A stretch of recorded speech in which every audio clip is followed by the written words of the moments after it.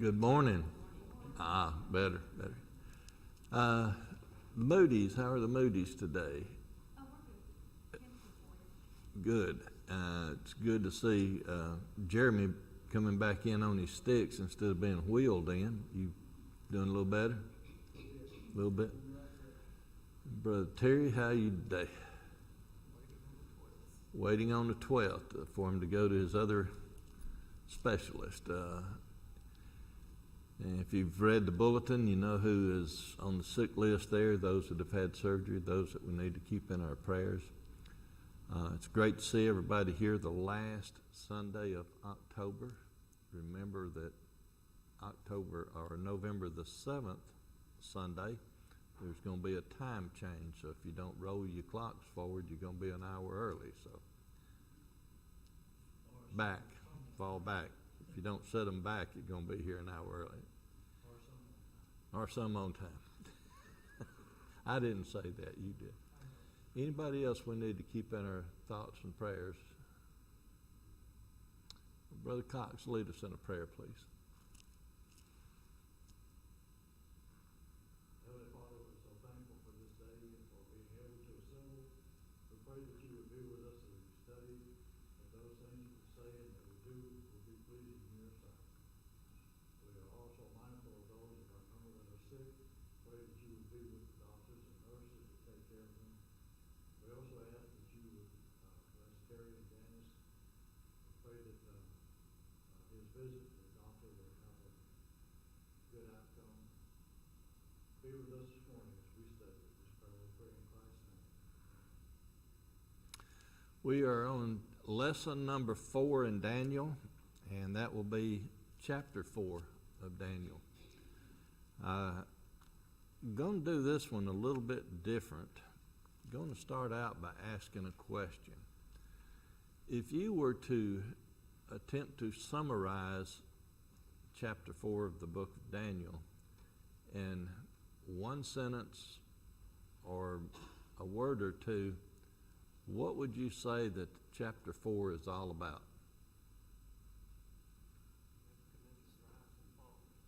Nebuchadnezzar's rise and fall. Why did he fall?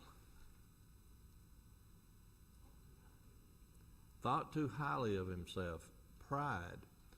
And that's it in a nutshell. So let's start out today by looking at Romans chapter 13 and verse 1. Romans chapter 13 and verse 1. And while you're turning there, going along with what Brother Clont said, his rise and fall, his fall was predominantly so that his attention would be gotten. And verse 1 of chapter 13 of Romans says, "Let every soul be subject unto the higher powers, for there is no power but of God.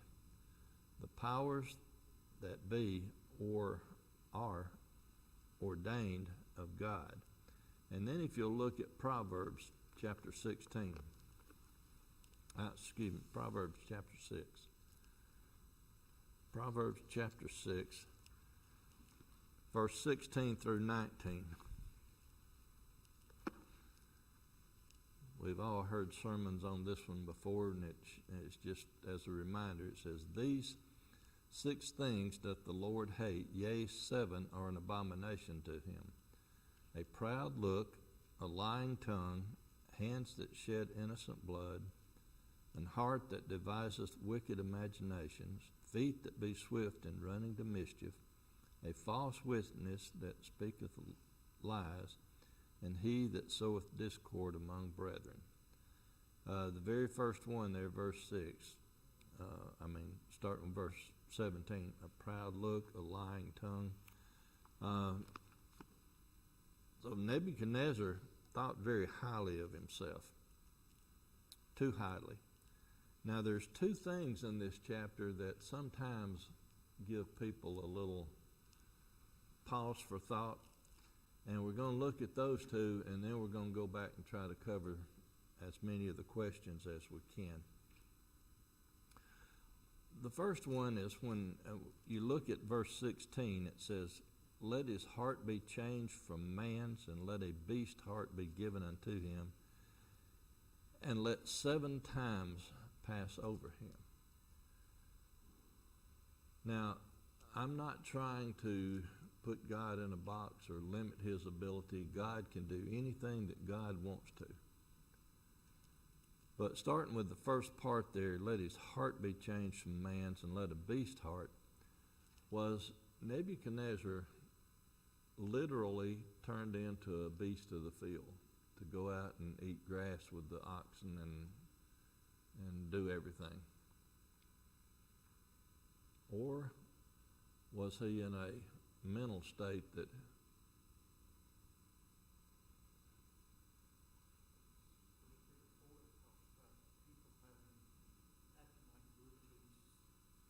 people like Peter talks about them acting like?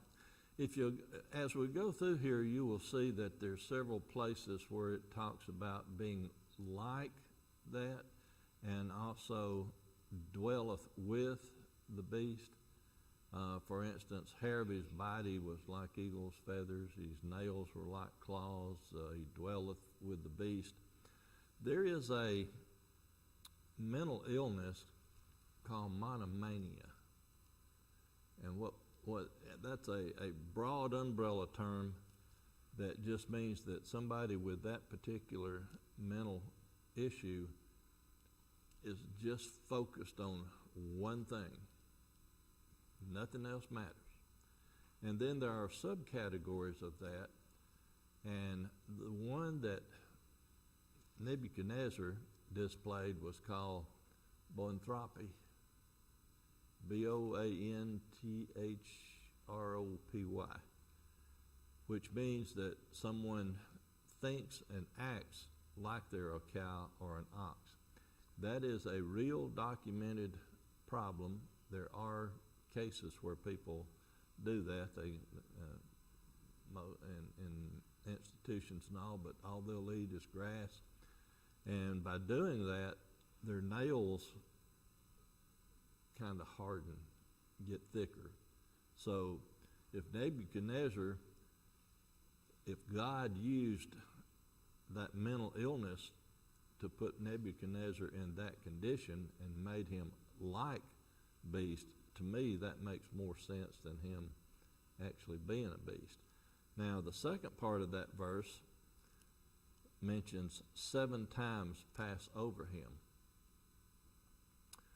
Was it 7 minutes, 7 hours, 7 days, 7 weeks, 7 months, 7 seasons, 7 years?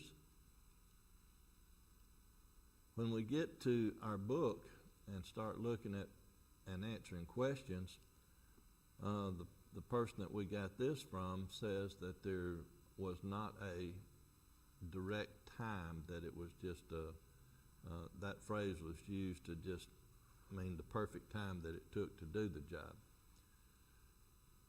Brother Rex Turner Sr., that wrote a book on Daniel, says it was 7 months, because the weeks and days that we reference wouldn't be long enough, and 7 years would be too long, because how could he maintain his kingdom for 7 years? Other people would find out what was going on, and back in those days, the strongest was in charge. If you go to the Orthodox Jewish Bible, it will, in this section, have a parentheses, and it says seasons or years. If you go to the Aramaic word that is used for time, it means time or years, and it always refers to years when a definite article is placed in front of it, such as a number. So according to the Jewish Aramaic, when you put 7 before time, that means it's 7 years. Now, I don't know how long it was. I know it was long enough to get his attention. And as far as Brother Turner saying that couldn't last for a total of 7 years. In the United States of America, I'm going back to history now. There was a time in American history when there was the term shadow government. Anybody know what shadow government means? That the person in charge is not really running the show, somebody else is running the show. There is a time in American history when that actually happened for about 17 months, about a year and a half. Who knows their history? Who can tell me when that was? I'm sorry? Woodrow Wilson was president. In October of 1919, he had a stroke. His wife and his physician kept him away from the public, would not let anybody get to him. They supposedly took things into him and brought things out. And according to the documents, his mental state was altered for at least a while. It was a cerebral blockage, so his left side of his body was affected. But because his wife and his physician monitored it so close and wouldn't let anybody see him for 17 months, his wife and his physician gave the directions on how this country was to be run. So if it could happen for 17 months in the United States under a much more, well, you can imagine how long it could happen under a communist country when things are even more tightly controlled. So to me, it is possible that it was 7 years, even though that seems like a long time. But I'm not going to say exactly how long it was. I know it was long enough when we get to the conclusion. It was long enough that it got his attention. Anybody have a question or a comment or anything to add to that? Brother Clunch, you're well versed in Hebrew or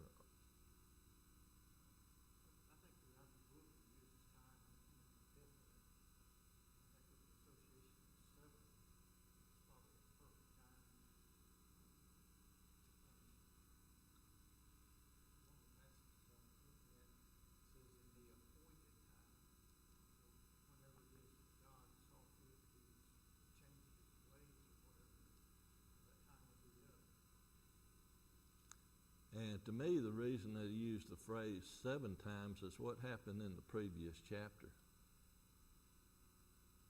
Might be a coincidence because certain numbers are used often in the Bible, but how hot was the furnace heated? 7 times the normal temperature. Not saying that that is a definite connection, just I find it kind of interesting. But like I say, numbers throughout the Bible, certain ones are used over and over and over again. So questions, comments before we go into looking at questions? Okay, let's just start there then. And the reason I read Romans and then Proverbs is that on page 6 of the handout, it said that God rules over all his creation. God rules over the kingdom of this world. For there is no power but of God, the powers that are ordained of God. That's what we read in Romans. And then the second one that we read in Proverbs, God abhors pride, showing oneself above others, arrogant, disdainful, haughty, etc. So those two New Testaments verses, or the one New Testament in Proverbs takes care of that. All right, chapter 4, question 1, found in verse 1. Fill in the blank. Nebuchadnezzar made a proclamation unto all people, nations, and languages that dwell upon the earth. Number 2, the king declared God had wrought toward him great signs and mighty wonders. His kingdom is an everlasting kingdom, and his dominion from generation to generation. What did Nebuchadnezzar's second dream, how did it affect Nebuchadnezzar?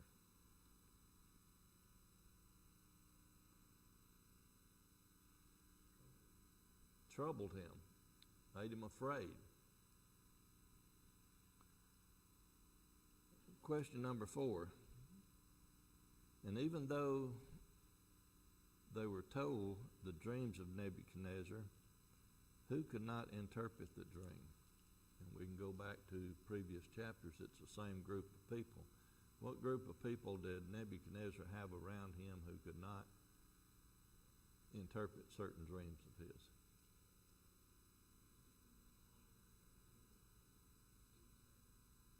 Magicians, astrologers, Chaldeans, and soothsayers. I have a question for you that's not in the book. Number 5 says, who was able to interpret the dream? Daniel. Why, after Nebuchadnezzar had his dream interpreted in chapter 2 by Daniel, that no other one could, and why, after Shadrach, Meshach, and Abednego came out of the furnace that was 7 times hotter than it normally was, and Nebuchadnezzar proclaimed that their God was great, why did he still go to astrologers, magicians, soothsayers, and Chaldeans? Why did he not go directly to the one that had given him that sage advice earlier?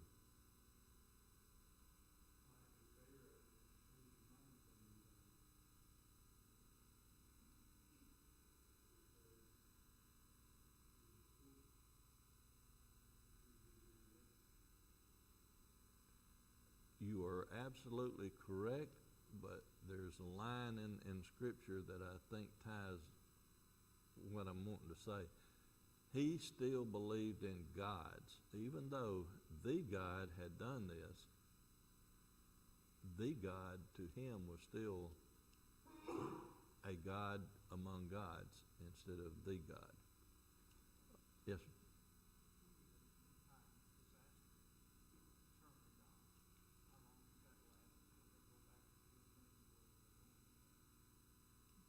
Until they feel self-sufficient again.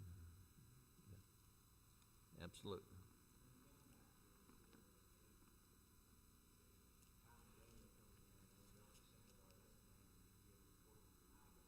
Mm-hmm.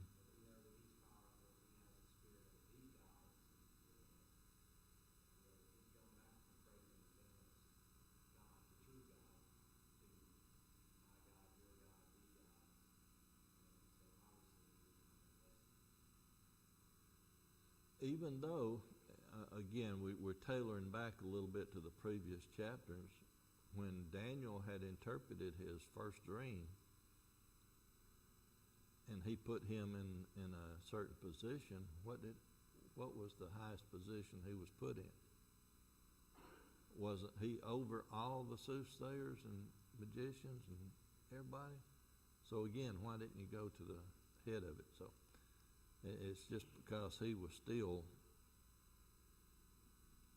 thinking multiple gods, not monotheistic.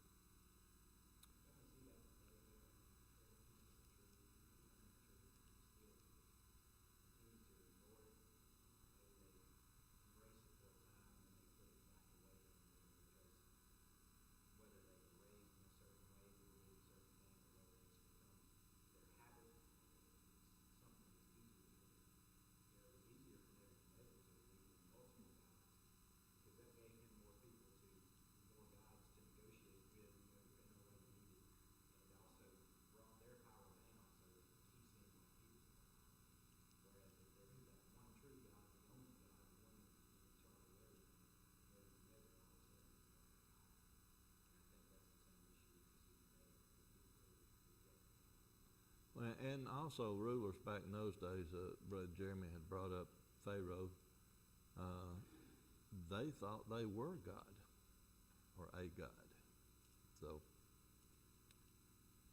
question number 6 says, notice Nebuchadnezzar referred to Daniel as Belteshazzar, which is what Brother Jeremy just said, according to the name of my God, and to whom the spirit of the holy gods. This indicates that Nebuchadnezzar, A, was a believer in Jehovah God only, or B, believed the God of Daniel was one of many gods, polytheistic. I've already answered that one for you. He still believed in many gods.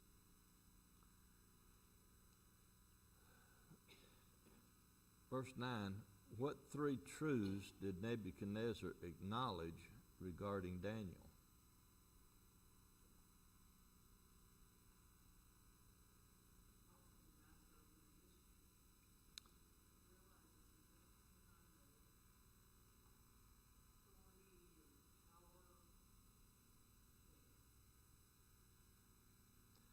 It's a little vague, at least to me, but the 3 that I put down was that he acknowledged that the spirit of the holy God was in Daniel, the holy God, not one of many.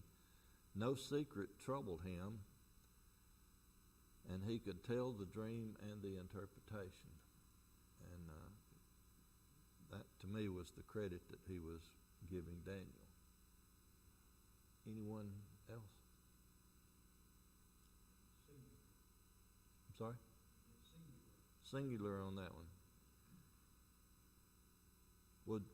What was Nebuchadnezzar's, rather than me read all these questions and answers, basically what was Nebuchadnezzar's dream all about? And this will take care of all the fill in the blanks. What did he dream?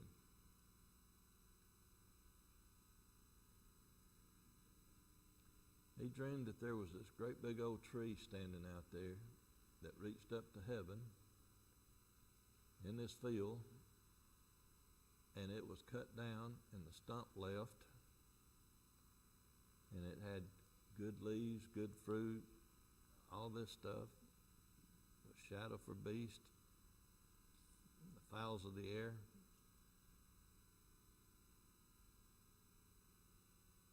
And there was a band around it, and we'll get to that band in just a few minutes and talk about it. But knowing the interpretation of the tree, or knowing the interpretation of the dream, and again, I'm going to sort of just summarize it. The tree, according to Daniel, was Nebuchadnezzar. The tree being cut down was Nebuchadnezzar losing his kingdom. The stump that was left was going to be Nebuchadnezzar coming back, because there were still the roots and the stump of it once his attention had been gotten. And let's look at question number 9, and then we'll fill in the blanks there and talk a little bit more about it. A watcher and a holy one came down from heaven with instructions to blank the tree. Chop it down or hew it down. What did they do to its branches? What about its leaves? Its fruit? And the stump and the roots were left.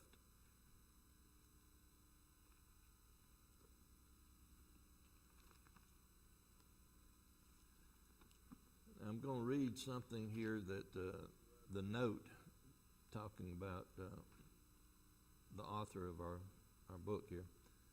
The stump probably refers to King Nebuchadnezzar personally, rather than the Babylonian dynasty. The band of iron and brass may refer to the king's madness that held him bound, such as sit in darkness and in the shadow of death, being bound of affliction and iron. Another interpretation attaches a different symbolic significance to the band of iron and brass.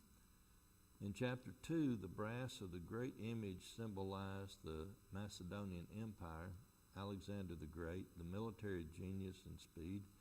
The iron of the great image symbolized the great strength and power of the Roman Empire.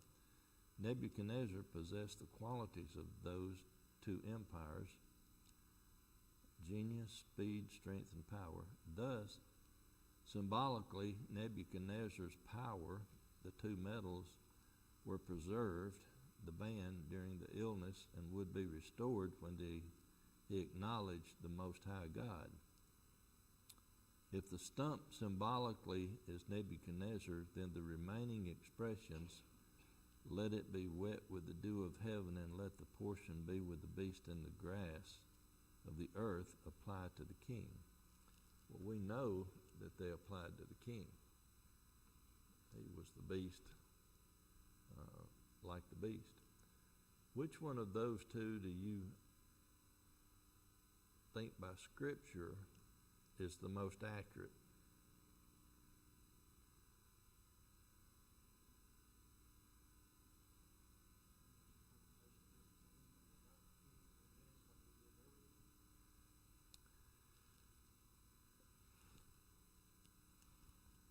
What Brother Terry said, if you didn't hear, was in this particular section, Daniel was not referencing anything in the future like he had in the previous chapter.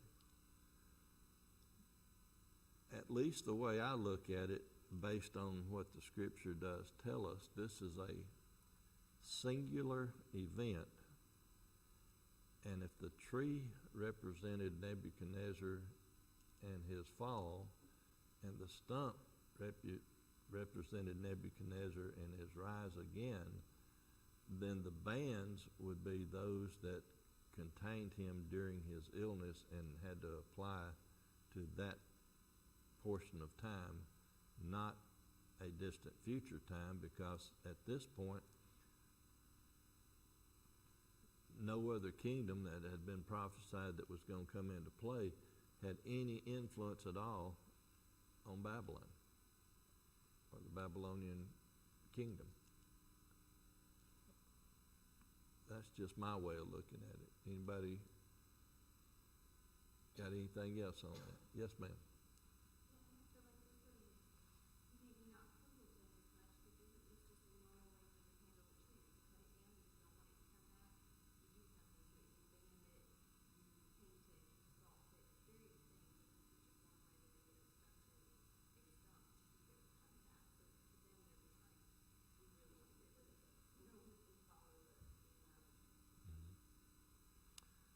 And since you brought that up, let me go back to something that I forgot to talk about earlier when we was talking about how long it lasted and shadow governments and protected and all. If Nebuchadnezzar was sick, with Daniel's knowledge and Daniel's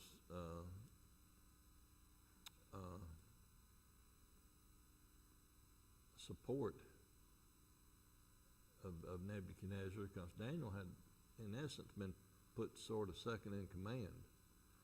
So with Daniel and evil Marduk, his son, they could have easily covered the situation and not let anybody around him or anything go on, where his kingdom, where he would be killed, destroyed, and somebody more powerful come in.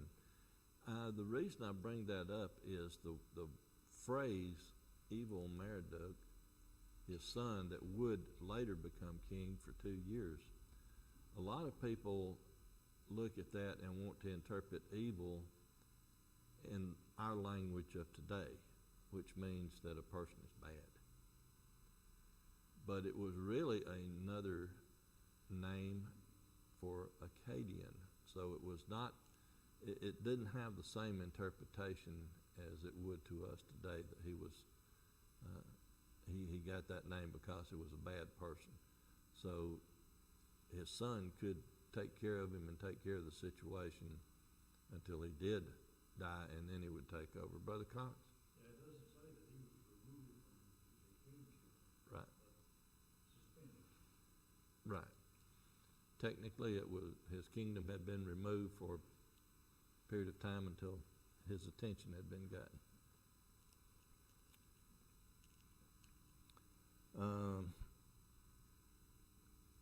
When Daniel, in question 7, what is the stated purpose of the malady that is to overcome Nebuchadnezzar? See, this verse even calls it a malady, not that he was transformed into another beast. But it was that the living may know that the Most High ruleth in the kingdom of men. You'll see this phrase used over and over through here, that the main reason that Nebuchadnezzar was put in this position was because he claimed that he did everything. It was his pride, and God had to get his attention in some way. If we drop down to question 16, the purpose of this was for Nebuchadnezzar to know what? Verse 25. That the Most High ruleth in the kingdom of men, and gives it to whosoever he will.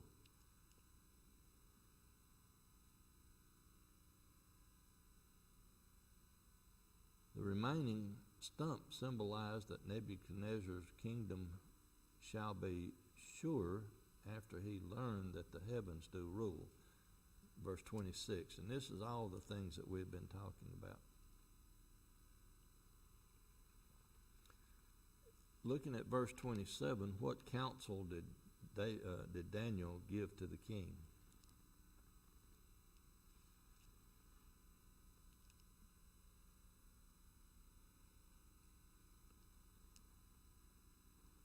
Verse 27, Wherefore, O king, let my counsel be acceptable unto thee, and break off thy sins by righteousness, and thine iniquities by showing mercy to the poor,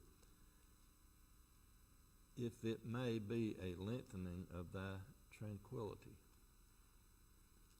So Daniel was giving him some good advice there that he needed to change his ways.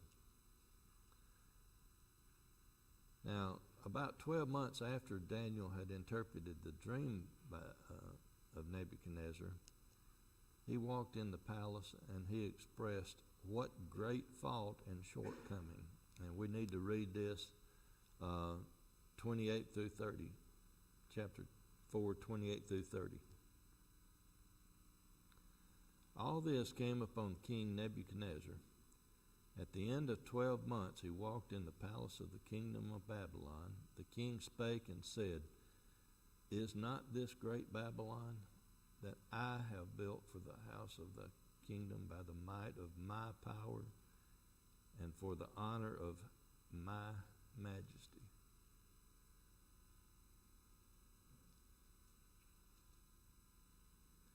I go back to my military days, some training that I had,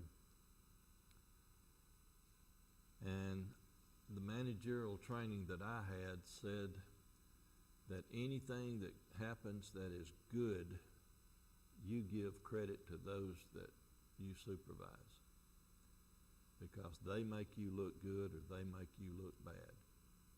And anything bad that happens, you take the fault and do not push it off on anyone else. Now, that did not mean that if they were not doing their job or that they were the problem, that problem shouldn't be addressed.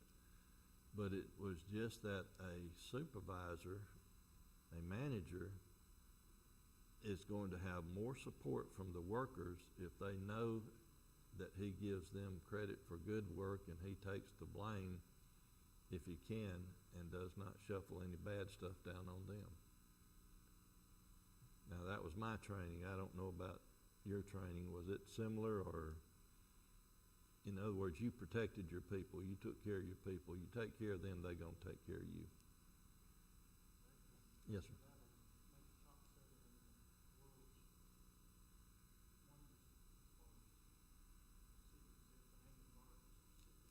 Right. Right. archaeologically, it was a super place back in the day. So,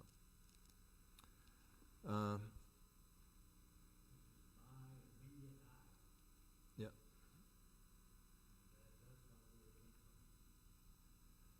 And I do not mean to, and I'm going to avoid at all cost here getting into politics, but one of our most recent presidents was probably most hated because that's the only words that came out of his mouth was I did this, I did that. So we won't get into which one it was. There's been a couple of them in the past 20 years, so we won't get into that. But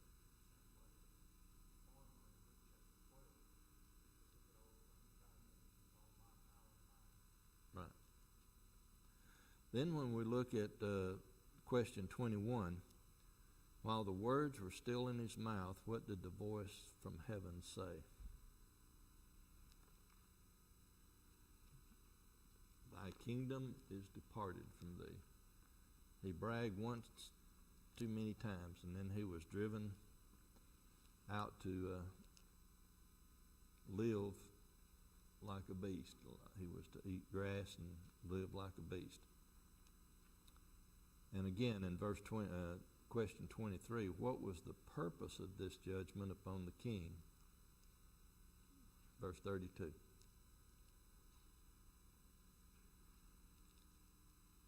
For the king to know who was in charge. God rules. God's in charge. Yes, sir.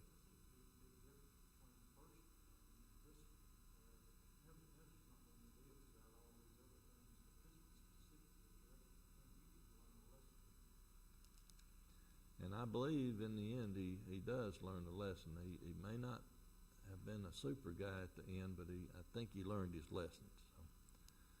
So, like we said, he ate grass. He was wet with dew. Hair grew like eagle's feathers. Nails like bird's claws. At the end of the days, according to question 25, which is 7 times, and days is sort of open-ended there. We don't know just how long, but Nebuchadnezzar's understanding returned to him, and in verse 34 it says, blank the Most High. What did he do to the Most High? He blessed the Most High, and what else did he do? He praised and honored him. Again, this is one reason I think that it was all mental, that God uses all the tools at his disposal, and instead of making him a real beast out there, it was a mental issue, and with the snap of God's finger, that mental issue could go away and he could be restored to his former self. Question 26, Nebuchadnezzar now realized that the inhabitants of the earth are compared to what? Verse 35.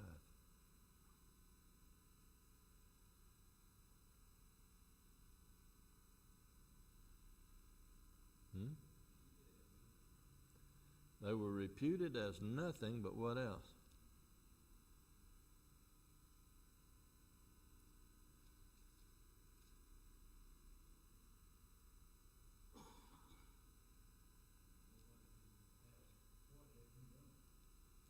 Let's just read the whole verse. And all the inhabitants of the earth are reputed as nothing.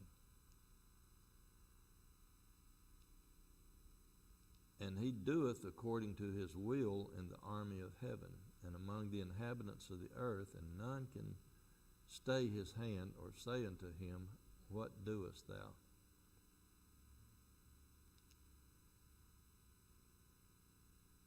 Brother Clarence, you got a different answer on that than reputed them as nothing?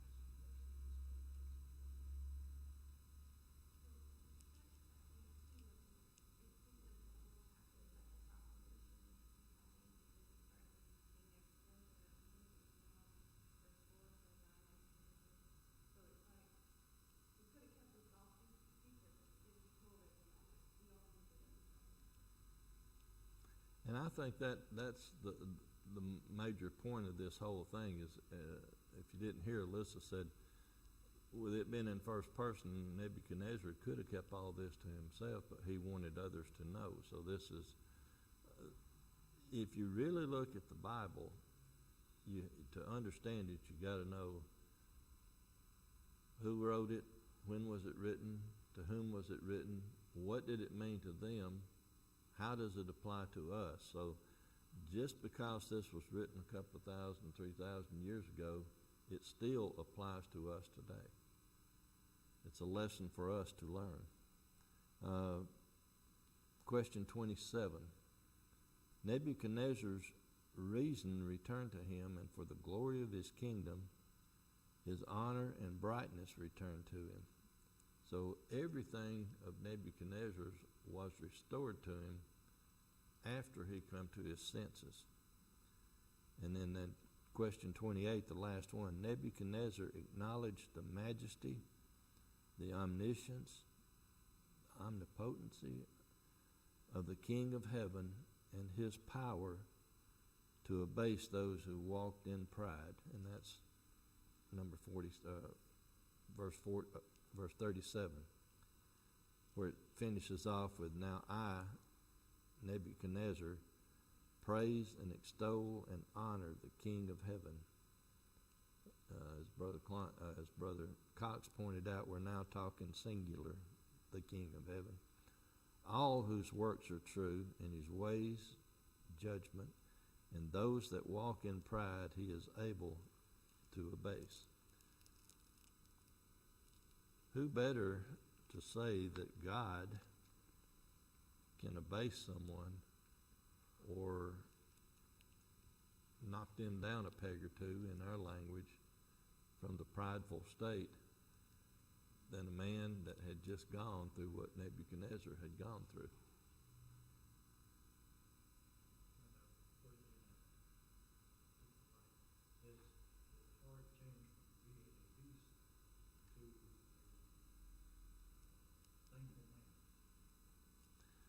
It's not exactly the same, but I sort of put this in the same light as what happened to Saul on the road when the light came down and he was blinded. He was of one mindset before that, but that one incident did what to him? Totally changed him. So I think the same thing happened here to Nebuchadnezzar. Yes, sir.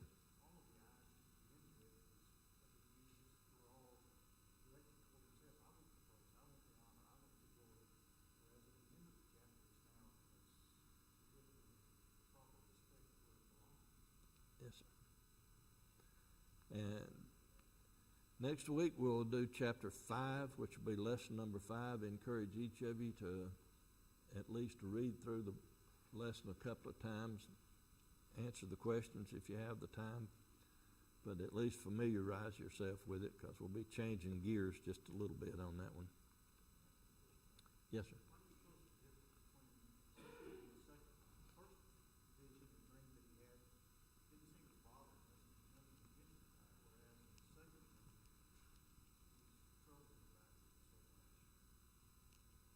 Well, that's a good question, and I don't really have the answer to it. I know, looking back on it, the first one had to do with how great and wonderful he was, and nothing bad was going to happen. No kingdom changes until after his death, after he had moved on. This particular one, I don't know why he was afraid before even any interpretation came in.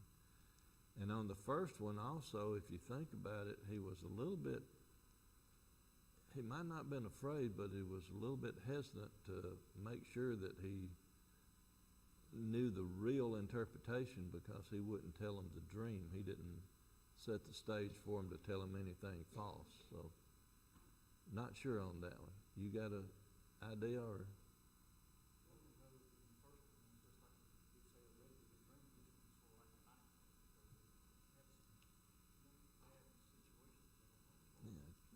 Trees cut down, bands, leaves scattered, and all. Yes, sir. Okay.